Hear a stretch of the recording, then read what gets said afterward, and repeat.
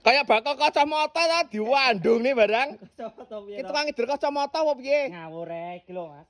Paket ekonomis iki. Jan istimewa pokoknya kena digening ruang tamu, kena gening dapur, kena nggih gambul, paket kamar. Paket kamar, paket ruang tamu, paket pawon. Iya, oleh 5-11 juta ya, Mas. Nah, iki nomor 1 iki.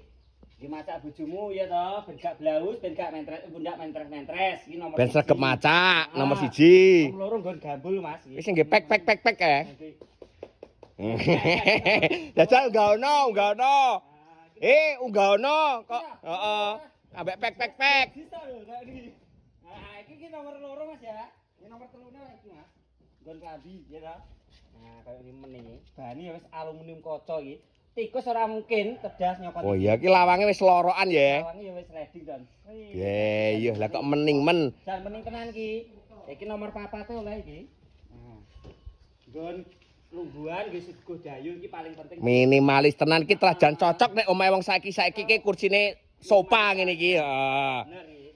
Nomor 5 niki, jajal lawungmu, biasane lawungmu brengkes pindang ya ta, grek petek colongi kucing. Aku wis ora tau mbek bojoku dibrengkesne pindang mung dijangane uler serit terus. Heeh.